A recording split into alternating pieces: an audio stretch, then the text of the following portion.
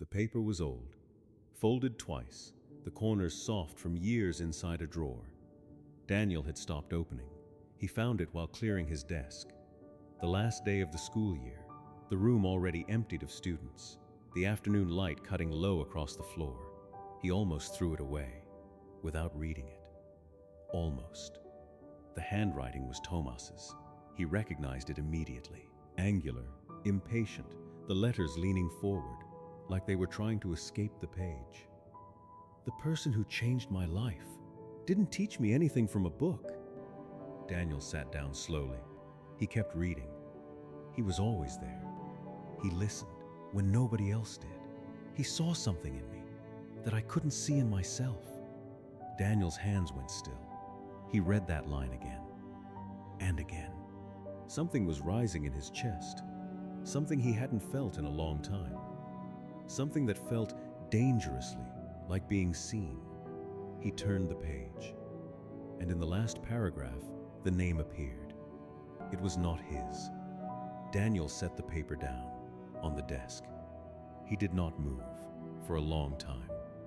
Outside, someone was locking up the building, keys jangling down the hallway, footsteps fading, then silence.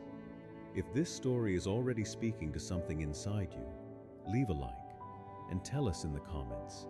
Have you ever given everything to someone and felt completely invisible? You are not alone. Maybe you know that feeling.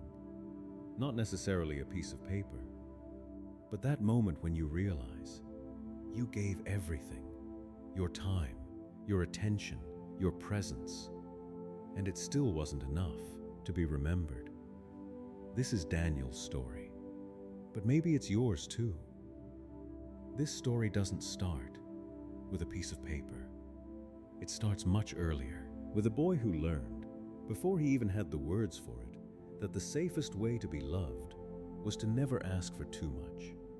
His name was Daniel, and from the very beginning, he was easy. Not because he was simple, but because he had decided, somewhere deep and wordless, that easy was the only kind of person who got to stay. Daniel was 8 years old when his brother was born. He remembered standing in the hospital hallway, pressing his face against the nursery glass. Inside, his parents were bent over, a small, wrapped bundle. His mother was crying. The good kind of crying, the kind that looks like finding something you didn't know you'd lost.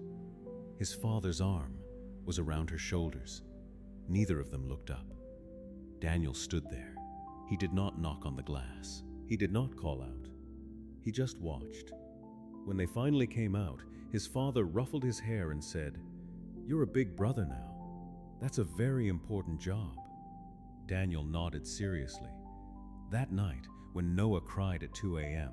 and woke the whole house, Daniel lay completely still in his bed, quiet, controlled, careful not to be another problem. He was 8 years old, and he had already learned the first rule of his life. The less you need, the more you get to stay. He never asked for the window seat. He never complained when plans changed. He never said, "I'm hurting too."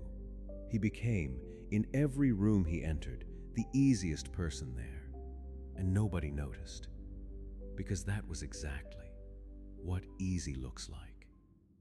Her name was Clara. They met in university. She sat 2 rows ahead of him in a philosophy lecture, always arriving exactly on time, never early, never late, as if she had calculated the precise moment that required the least effort while missing nothing. Daniel thought that was the most quietly confident thing he had ever seen a person do. They became friends slowly, shared silences, borrowed notes. Conversations that started about class and ended somewhere else entirely. He never told her how he felt, not because he didn't want to, but because he had a theory, quiet, patient, built from years of careful living. If I am present enough, consistent enough, good enough, she will see it. She will choose me. Not because I asked, because I earned it. He was there when she was anxious before exams. He remembered that her grandmother had taught her to bake. He remembered she was afraid of becoming ordinary. He remembered everything. He said nothing. Marcus met her at a party. A few months later, they were together. Daniel helped Marcus pick out her birthday gift. He found a small ceramic bowl, hand-painted, exactly the kind her grandmother might have owned. Marcus didn't know why it was perfect. Daniel wrapped it himself. At the wedding, years later, Daniel arrived 2 hours early and set up every chair in the room. When Marcus stood at the altar and thanked the people who had shaped his life, Daniel sat in the third row and nodded slowly. His name was not mentioned. He was not surprised. He never was. He sat very still, and he told himself it was fine. That was the second rule he lived by, the one that grew from the first. If you wait long enough, quietly enough, they will eventually see you. He was still waiting. Daniel became a teacher the same way he became everything else in his life. Not because someone chose him for it, but because helping others was the one place where his presence felt justified. Every morning he arrived before anyone else, unlocked his classroom, set the chairs in perfect rows. There was a student named Thomas, 15 years old, angry at everything, sitting in the back row like a dare. Most teachers had stopped trying. Daniel didn't stop. He stayed after class. He lent books nobody had assigned. He listened to things Thomas said that weren't really about school, about his father who had left, about the feeling of being surrounded by people and still being completely alone. Daniel knew that feeling. He had known it since he was a child. Over time, something shifted. Thomas began sitting closer to the front. His essays surprised everyone. He began to believe his words had weight. Daniel watched it happen and felt something close to peace. This is enough, he told himself. Being useful is enough. This is what I am here for. The third rule, the one that completed the others. If I make myself necessary, I will finally matter. He had been living by these 3 rules for so long he had forgotten he had chosen them. He had forgotten there was ever another way. And then, on the last day of the school year, he found the paper. He read Thomas's words about the person who had changed his life. He felt, for one long moment, that it was finally him. And then he read the name. It was not his. Daniel sat at his desk. He did not cry. He did not move. He just sat there, while something very old and very quiet broke open inside him. And in that silence, for the first time in his life, he saw it. Not just this moment, all of them. The nursery glass he never knocked on, the words he never said to Clara, the chair he set up at someone else's wedding, the gift he wrapped for someone else's love, the years he spent making himself useful so that someone, anyone, would finally decide he was worth keeping. He had not been living. He had been applying over and over and over again for a position nobody had ever posted. His hands were flat on the desk. The classroom was empty. And Daniel, for the first time in his life, did not try to make that feeling easier for anyone, not even himself. He walked home slowly that evening, past the park he hadn't visited in years, past the bench near the fountain that wasn't running. A dog pulled its owner across the grass towards something invisible and urgent. Daniel sat down. He did not check his phone. He did not rehearse what he should do differently. He just let it be there. The weight of a lifetime of silence, of carefully managed need, of love expressed only through usefulness.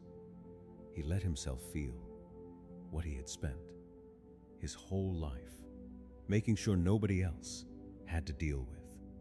It was not grief exactly. It was recognition. He sat there until the sky went dark, and somewhere in that stillness, something became clear. Not loud, not sudden, more like a door opening in a room he had kept locked his whole life. He had never been trying to be chosen. He had been trying to prove he deserved to be. Every quiet sacrifice, every careful gift, every night lying still in the dark so he wouldn't be another problem. It was never really love. It was evidence. He had been building a case his entire life, presenting it silently to everyone who passed through. Parents, Clara, students, colleagues, waiting for one of them to finally rule in his favor. You are enough. You are chosen. You matter. But the verdict he was waiting for could never come from the outside, because he had never believed it himself. He had spent a lifetime trying to earn from others what he had refused to give himself. And the most painful part was not the time. It was the realization that nobody had asked him to. He had built the prison. He had also been the one holding the key. The next morning, Daniel arrived at school. He unlocked the classroom. He stood at the board. For a long moment, he didn't write anything. Then, slowly, he wrote, "You do not have to earn the right to be here." He looked at it. He did not erase it. He sat down. Not at the edge of the room where he usually worked, but at the center, facing the window, where the morning light came in fully and without apology. He did not move. When the first students arrived, he just stayed there, in the light, taking up the space he had spent a lifetime quietly avoiding. Daniel spent his whole life becoming someone easy to overlook, not because he was invisible, because he kept making himself smaller, hoping that if he asked for little enough, needed little enough, hurt quietly enough, someone would finally look over and say, "You, I choose you." It doesn't work that way. It never works that way. And maybe, if you're honest with yourself, you know exactly what that feels like. The message you rewrote several times before sending. The feeling you buried, because this wasn't the right moment.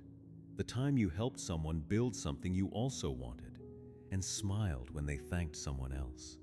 How many times have you made yourself smaller, quieter, easier to be around, hoping that one day someone would finally choose you? What if the only person who ever needed to choose you was you?